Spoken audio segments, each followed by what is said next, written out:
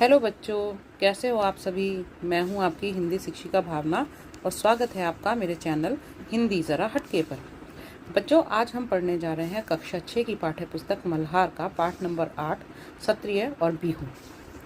पाठ को पढ़ने से पहले आइए लेखिका के बारे में जान लेते हैं।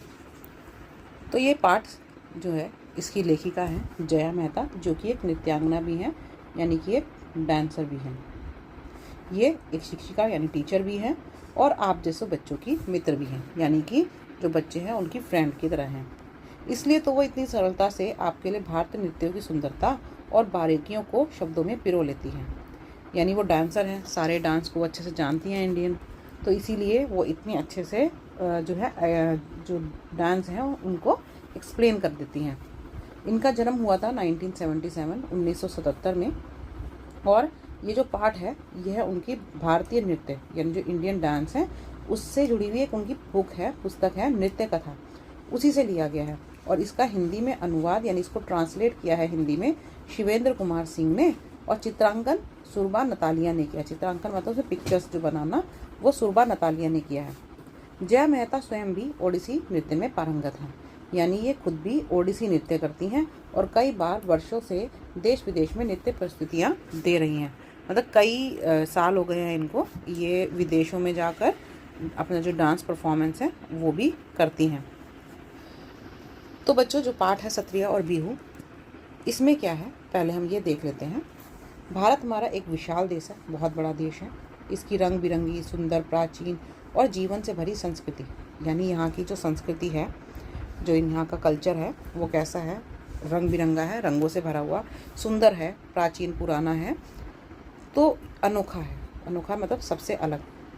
भारत के प्रत्येक स्थान का, हर एक स्थान का जो डांस है, संगीत है, कला है, खाना पीना है, भाषा, पहनावा और रहन सहन का तरीका, सब कुछ इतना मोहक है। मोहक मतलब मन को मोह लेने वाला है कि पूरी दुनिया से लोग भारत की ओर खींचे चले आते हैं। भारत को देखने के लिए वो भारत आते हैं। इस पाठ में भी एक परिवार के बारे में बताया गया है जो दूसरे देश से भारत आया है। तो आइए पढ़ते हैं कि वे कौन हैं, कहाँ से भारत आए हैं और क्यों आए हैं। तो एक लड़की है जिसका नाम है एंजेला। वो लंदन के जाने माने इलाके में, जिसका नाम है केंजिंगटन, ठीक है, वहाँ पर रहती है। उसका स्कूल घर से ज़्यादा दूर नहीं है और उसका कोई सगा भाई बहन भी नहीं है। मतलब वो घर में अकेली है, उसका कोई भी सिबलिंग नहीं है, भाई बहन नहीं है। उसे जेम्स और कीरा नाम के दोस्तों के साथ समय बिताना पसंद था। उसके दोस्त हैं, एक जेम्स है और एक कीरा, उन्हीं के साथ वो अपना टाइम जो है वो बिताती है। वे सब आपस में मिलकर कई काल्पनिक खेल खेला करते हैं। काल्पनिक मतलब जो इमेजिनेशन में वो खेलते हैं। जैसे उन्हें ऐसी कहानियों का पात्र बनने में मज़ा आता है, ऐसी कहानियों का कैरेक्टर वो प्ले करते हैं जिनमें दूर दराज की दुनिया का जिक्र हो। यानी वो जो अपने जहाँ पर वो रह रहे हैं वहाँ से दूर कोई, जैसे कोई अलग देश है, कोई अलग जगह है, वहाँ से रिलेटेड उसको कहानियाँ जो होती हैं, तो ऐसे ऐसे उनको मतलब कि प्ले करने में, उनको ऐसे कैरेक्टर का बनने में मज़ा आता है। जैसे इंडिया से आप ले लो कि राम का कैरेक्टर हो गया, कृष्ण का कैरेक्टर हो गया, तो इस तरह से उनको मज़ा आता है। तो एंजेला को हर उस कहानी से प्यार था जिसमें उसे ताजमहल, एफिल टावर या कोलोजियम की यात्रा पर जाना हो। यानी वो कैसी खेल खेला करती थी, ऐसे जैसे कि उसको ताजमहल, एफिल टावर या कोलोजियम, ये जगह का नाम है, उसकी यात्रा पर जाना हो, मतलब वहाँ के लिए ट्रैवल करना हो। उसे बिल्कुल अंदाज़ा नहीं था कि जल्दी ही यात्राओं की उसकी ये कहानियाँ सच साबित होने वाली हैं। मतलब उसने सोचा भी नहीं था कि जो खेल वो खेलती है, जिसमें वो अलग अलग जगह पर जाती है, वो उसके क्या है, वो सच में उसके जीवन में होने वाला है। एंजेला की माँ एलेसेंड्रा एक डॉक्यूमेंट्री फिल्म निर्माता थी। मतलब वो जो डॉक्यूमेंट्रीज होती है ना, फिल्म्स, वो बनाती थी। तो उन्हें लंदन की ब्रिटिश अकादमी से असम की नृत्य परंपरा पर डॉक्यूमेंट्री बनाने के लिए वित्तीय जो मदद है वो दी गई थी। वित्तीय मतलब पैसे। तो लंदन की जो ब्रिटिश अकादमी है, उन्होंने इनको पैसे दिए थे कि ये जाएं और जो भारत में असम है वहाँ का जो डांस है, ठीक है ना, कल्चर है, उसके ऊपर एक डॉक्यूमेंट्री बनाएं। पेचीदा बात यह थी कि उनके पास इस काम को पूरा करने के लिए सिर्फ 1 महीने का वक्त था। मतलब मुश्किल क्या था कि उनकी माँ को ये जो डॉक्यूमेंट्री है वो 1 महीने में ही बनानी थी। तो उन्होंने एंजेला के स्कूल से उसकी वसंत की छुट्टियों को 1 हफ्ता और बढ़ाने की अनुमति ले ली। यानी जो उसकी छुट्टियाँ पड़ने वाली थी वसंत में, स्प्रिंग के टाइम पर जो उसकी छुट्टियाँ पड़ती हैं, उन्होंने जो उसकी मम्मी थी उन्होंने उसके स्कूल में बात कर ली और छुट्टियाँ उसकी बढ़वा ली, जिससे एंजेला और उसके पिता का क्या नाम है, ब्रायन, वो भी अब उनकी माँ के साथ में कहाँ के भारत। तो एंजेला बहुत जल्दबाजी में बनाई गई इस यात्रा से, मतलब योजना से हैरान थी। मतलब उसकी मम्मी ने जो एकदम जल्दी जल्दी में प्लानिंग की थी इंडिया आने की, उससे वो बहुत हैरान थी। पर उसकी माँ समय से काम पूरा कर सके इसलिए वे सभी जल्दी तैयार हो गए, क्योंकि उनको पता था कि उनकी मम्मी को 1 ही महीने का टाइम मिला है, तो उसकी मम्मी को मतलब कि पूरा टाइम मिल सके अपना काम करने के लिए, इसलिए वो सब जल्दी जल्दी तैयार हो गए इंडिया आने के लिए। तो जब तक एंजेला कुछ समझ पाती तब तक वह लंदन से नई दिल्ली होते हुए गुवाहाटी की उड़ान पर थी। मतलब अभी वो समझ ही रही थी कि उसको इंडिया जाना है, ठीक है ना, कैसे कैसे वहाँ से फिर असम जाएगी, वहाँ पर ये सब देखेगी। तब तक क्या हुआ, वो लंदन से नई दिल्ली गई और वहाँ से फिर गुवाहाटी पहुँचने वाली थी। तभी जब वो गुवाहाटी पहुँचने वाली थी, उस समय जब वो ट्रैवल कर रही थी, तो उसकी माँ एंजेला ने उसको असम के बारे में बताया। ठीक है, क्या क्या बताया कि असम भारत के उत्तर पूर्वी क्षेत्र में है। उत्तर पूर्वी मतलब नॉर्थ ईस्ट में है, और जिसे अपने वन्य जीवन यानी कि जो फॉरेस्ट लाइफ है, रेशम जो होता है आपका, सिल्क, और चाय के बागान जो होते हैं, ठीक है ना, जो टी गार्डन होते हैं, उनके लिए असम को जाना जाता है। और इसके साथ ही असम में नृत्य भी किया जाता है, मतलब डांस का भी उसका एक अपना अलग ही कल्चर है। तो एलेक्जेंड्रा ने डॉक्यूमेंट्री में के केंद्र में असम के जनजीवन में नृत्य के महत्व को तलाशना था। मतलब जो उसकी माँ डॉक्यूमेंट्री बनाने वाली थी, उसमें लोगों के आम जनजीवन पर डांस का क्या प्रभाव पड़ता है, ये उसकी मम्मी को जो है डॉक्यूमेंट्री बनानी थी। वे जब यहाँ आ रहे थे तब अप्रैल का महीना चल रहा था। मतलब वो लोग जब असम आए तो उस समय अप्रैल जो है वो चल रहा था। तो असम में यह साल का तब वो वक्त होता है जब बसंत के आने की खुशी में वो सभी एक त्यौहार मनाते हैं जिसको बिहू कहा जाता है। ठीक है, तो अप्रैल के महीने में वहाँ के लोग क्या त्यौहार मनाते हैं, बिहू मनाते हैं। तो वही जो है उस समय चल रहा था। तो एंजेला उसी रात इसे देखने जाने वाली थी। जो वो फेस्टिवल मनाते हैं उसको सेलिब्रेट करते हैं। तो जैसे ही वो वहाँ पहुँचने वाली थी गुवाहाटी, तो उसी रात उनको इन्विटेशन मिला था इसमें फेस्टिवल में शामिल होने का। तो गुवाहाटी में एक होटल में सामान्य होने के बाद, मतलब रेस्ट वगैरह करने के बाद, उसी शाम वो पास के एक गाँव मलंग में गए। गाँव का नाम है मलंग। गांव पहुंचे, वहां पर माँ ने एंजेला को बताया कि बिहू एक कृषि, उसकी माँ ने उसे बताया कि भारत में जो है बहुत सारे लोग जो हैं वो किसान हैं। असम में बिहू साल में 3 बार मनाया जाता है। ठीक है, उन्होंने एंजेला को ये भी बताया कि जो असम है यहाँ पर 3 बार बिहू मनाया जाता है साल में। सबसे पहले जब किसान बीज बोते हैं, मतलब कि जो सीड्स हैं, ठीक है ना, उसको जब वो ज़मीन में मतलब गाड़ते हैं, और फिर जब वो धान रोपते हैं, मतलब कि उसको जो सिंचाई वगैरह करना, पानी वाना देना, और तीसरा तब मनाया जाता है जब फसल उनकी तैयार हो जाती है। एंजेला कार से उतरी, वहाँ आसपास उत्सव जैसा माहौल देखकर, मतलब ऐसा लग रहा था जैसे कोई फेस्टिवल होने वाला है ना, पूरा उत्सव वाला माहौल था। हतप्रभ रह गई, मतलब हैरान थी। वहाँ पर एक बड़ा सा बरगद का पेड़ था, जो आप बनियान ट्री बोलते हो, उसके नीचे ही स्टेज बनाया हुआ था, और वह जगह लोगों से भरी हुई थी, बहुत भीड़ थी वहाँ पर। एंजेला ने एक पेड़ के नीचे एक साथ इतने लोगों को पहले कभी देखा ही नहीं था। वहाँ खुले आसमान के नीचे लोगों के बीच बैठकर उसे ऐसा लग रहा था जैसे वह आश्चर्यजनक रूप से किसी टाइम मशीन में आकर बैठ गई हो। मतलब जहाँ वो रहती थी वहाँ तो ये सब उसे देखने के लिए मिलता नहीं था। तो इतने सारे लोगों को खुले आसमान के नीचे इकट्ठा, एक पेड़ के नीचे सब लोग हैं, वहाँ बैठे हुए हैं, ये सब देख के उसे ऐसा लगा जैसे उसने जैसे कोई टाइम मशीन से वो ट्रैवल करके यहाँ पहुँची हो, या क्या वह उस वक्त किसी सपनों की दुनिया में थी, या फिर उसे ऐसा लगा था कि वो सपना देख रही है। वह मंत्रमुग्ध होकर वहाँ लड़के लड़कियों को, मंत्रमुग्ध होकर मतलब उसको वो सब देखने में इतना अच्छा लग रहा था, उसी में खोई हुई थी वो। तो वहाँ पर जो वो लड़के लड़कियाँ थी, वो क्या कर रहे थे, उसको वो बसंत ऋतु के आगमन पर नृत्य करता हुआ यानी डांस करता हुआ देख रही थी। एंजेला ने इस बात पर ध्यान दिया कि लड़कों ने वाद्य यंत्र ले रखे थे। मतलब जो लड़के थे उनके हाथ में म्यूजिकल इंस्ट्रूमेंट थे, और लड़कियों ने लाल और बादामी गहरी डिज़ाइन वाली खूबसूरत पोशाक जो है वो पहन रखी थी। इस पिक्चर में भी हम देख सकते हैं, यहाँ लड़के जो हैं सबके हाथ में जो है म्यूजिकल इंस्ट्रूमेंट हैं, और लड़कियों ने जो है वो लाल कलर की और बादाम, मतलब जो आपका आमंड होता है ना, आलमंड जिसको हम बोलते हैं, उस कलर की जो है ड्रेसेस जो पहन रखी थी। और वे सभी काफ़ी रंगीन और मस्त लग रहे थे। मतलब वो सभी अच्छे लग रहे थे बहुत, और उनका हिलता डुलता शरीर, जिस हिसाब से वो अपना शरीर हिला रहे थे, हाथ पैर की हलचल से समझ में आ रहा था कि वो मौज मस्ती से नृत्य में खोए हुए हैं, यानी वो अपने डांस को बहुत इंजॉय कर रहे हैं। उनके शरीर को देखकर ऐसा लग रहा था। तो उसकी इच्छा हुई कि वह भी अपने घर पर बसंत के आगमन पर ऐसे ही नृत्य करेगी। उसका मन क्या हुआ कि जब भी वसंत आया करेगा तो वो भी अपने घर पर ऐसे ही डांस किया करेगी। तो बिहू नृत्य और उसके उत्सव से अचंभित एंजेला और उसके परिवार ने इसके साथ लजीज पकवानों का भी पूरा आनंद लिया। पता पहले उन्होंने बिहू डांस देखा, पूरा अपना फेस्टिवल में शामिल हुए और उसके बाद उन्होंने वहाँ पर जो टेस्टी जो फूड है वो भी खाया। जब वो वापस लौटे तब माँ ने एंजेला से पूछा कि उसे बिहू कैसा लगा। तो एंजेला के मन में तो बहुत तरह के थॉट्स जो हैं वो चल रहे थे।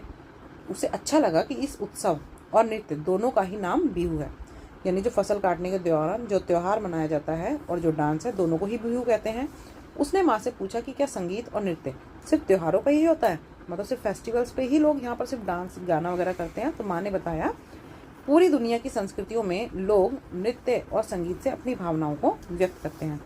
मतलब ये सिर्फ ये नहीं है कि फेस्टिवल के टाइम पे ही होता है, बल्कि ये तो अपनी फीलिंग्स को बताने का एक मतलब कि मीडियम है। लोग अपनी फीलिंग्स को डांस के थ्रू बताते हैं दुनिया भर में, खास तौर से भारत में ये बहुत होता है। तो असम का बिहू नृत्य ग्रामीण जनजीवन के साथ साथ फसल उगाने से लेकर बसंत के आगमन तक से जुड़ा हुआ है। तो असम का जो डांस है बिहू, ये जो है आपका जो गांव होता है वहाँ का जीवन, उसके साथ साथ जो फसल मतलब जो हम फसल उगा रहे हैं, जो क्रॉप्स हैं वो, और बसंत के आने, तीनों से जुड़ा हुआ है। एंजेला की माँ अगले कुछ दिन डॉक्यूमेंट्री के तथ्य जुटाने में जो है और साक्षात्कार लेने में व्यस्त रही। तथ्य जुटाने मतलब फैक्ट्स, ठीक है ना। तो जो एंजेला की माँ थी कुछ दिन वो बिजी रही, वो अपने डॉक्यूमेंट्री जो बनानी है उसके लिए वो फैक्ट्स, जो वो सारे फैक्ट्स होते हैं वो ढूंढ रही थी कि वही सब कुछ उनको सही सही लिखना था, डॉक्यूमेंट्री में सही सही बताना था। और साक्षात्कार मतलब इंटरव्यू, जिनसे भी उनको इंटरव्यू लेना था, तो उसमें वो क्या रही, वो बिजी रही। एंजेला ने काफ़ी सारी बातों पर दूर से ही गौर किया, मतलब वो लेकिन वो दूर से ही सबको नोटिस कर रही थी। उसने क्या महसूस किया कि लंदन के जीवन से यहाँ सब कुछ कितना अलग था।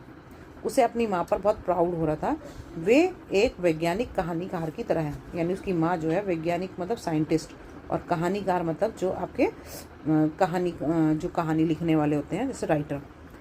उसे लगा मेरी माँ तो उनकी तरह है, जो अपनी फिल्मों के द्वारा बहुत सी चीज़ें एक साथ दिखाती हैं। यानी जो वो फिल्में बनाएंगी उससे क्या होगा, लोगों को नॉलेज में मिलेगी और साथ साथ एक कहानी भी देखने को मिलेगी।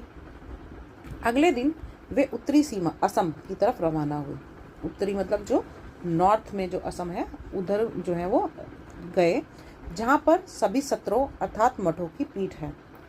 अब सत्रों के मतलब जैसे छोटे छोटे जो हमारे टेम्पल्स होते हैं ना, इस तरह के जो है मठ कहलाते हैं, ठीक है, बौद्ध धर्म में ज़्यादातर। तो वे सभी एक सत्र के पास रहने के लिए जाने वाले थे। तो एंजेला का पूरी जो फैमिली है वो भी एक सत्र के पास जो है मतलब एक मठ जो है वहाँ पर उनके साथ रहने के लिए जाने वाले थे।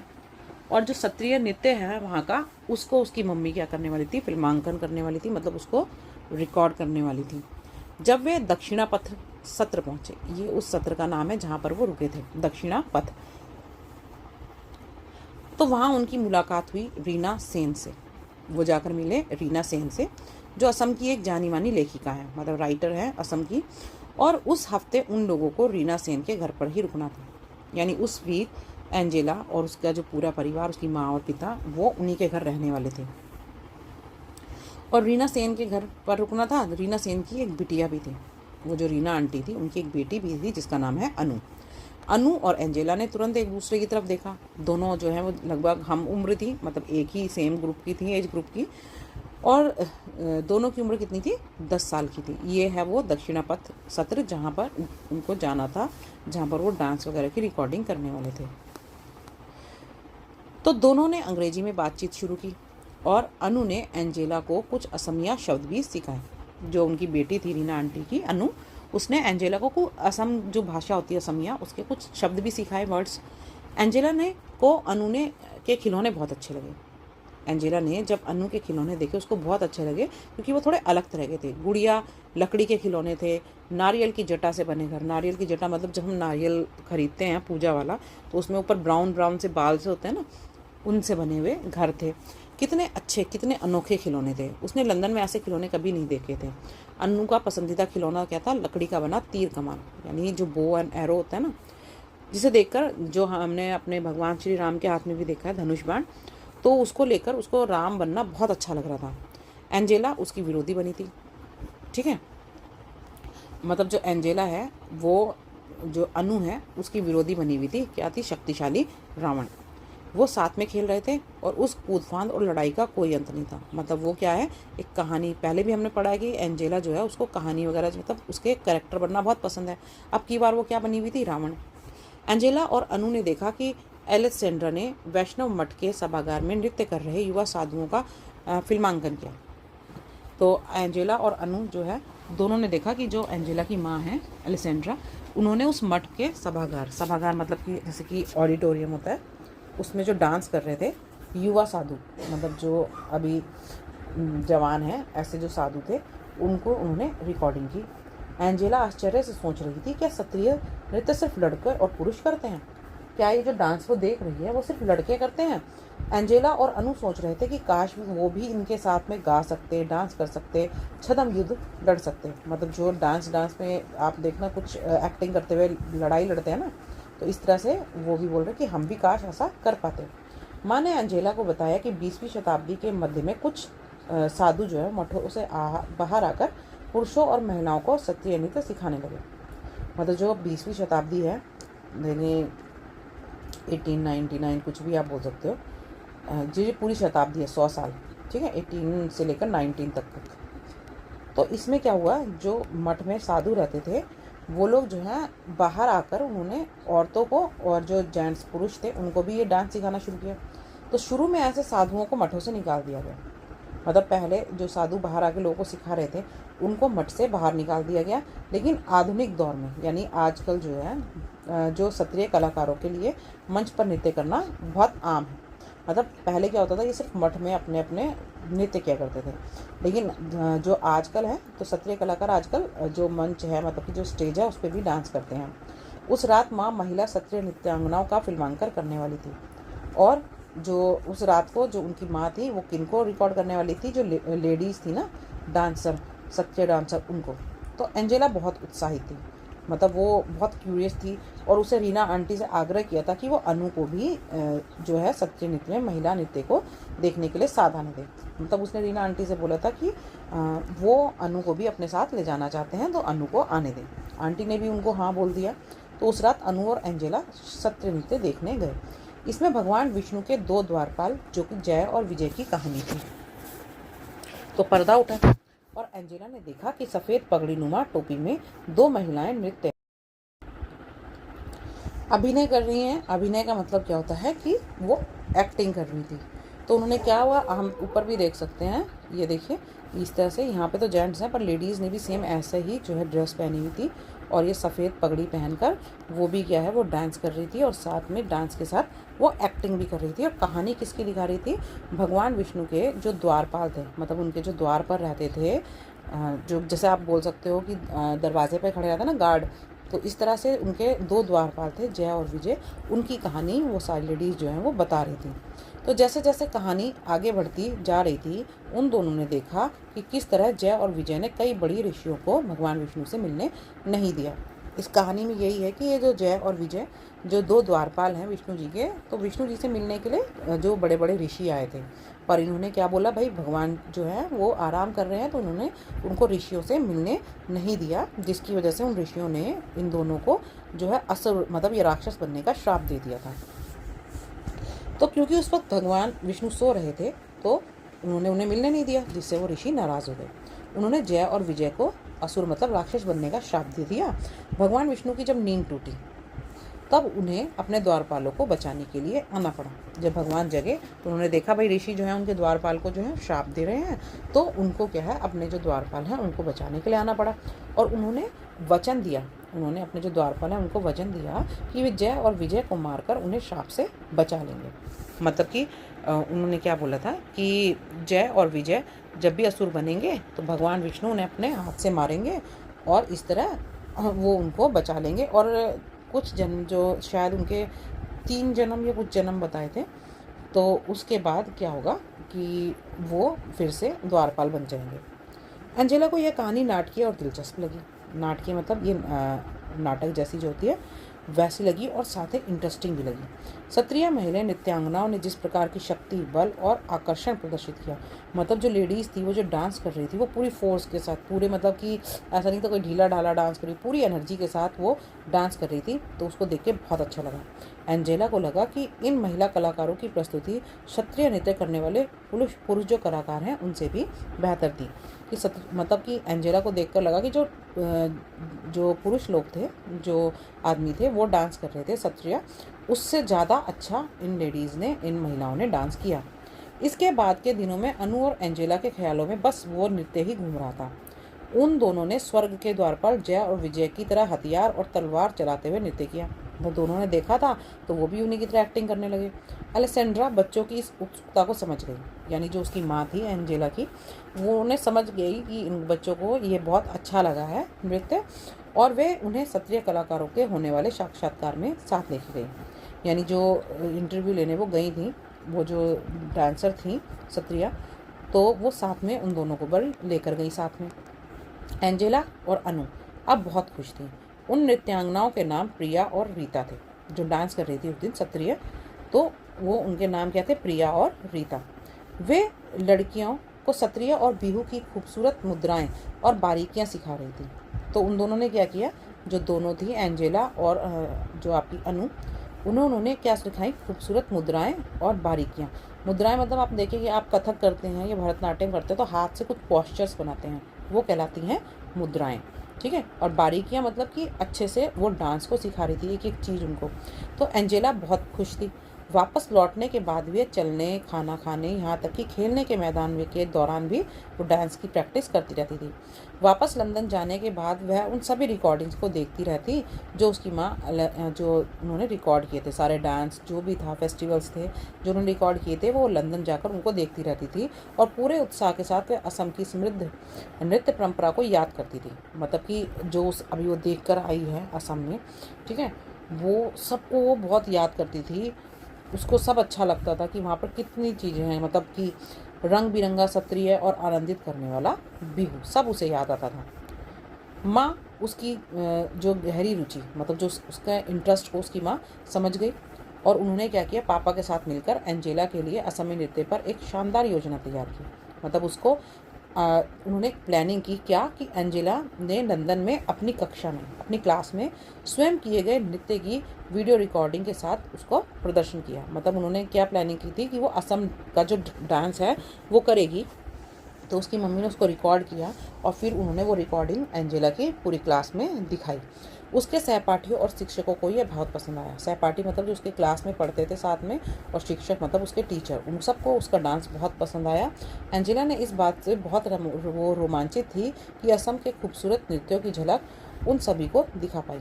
एंजेला को डांस करने की खुशी तो थी, साथ में इस बात की भी खुशी थी कि वहाँ रहकर, लंदन में रहकर उन सभी को वो असम के डांस जो है उनको दिखा पाई।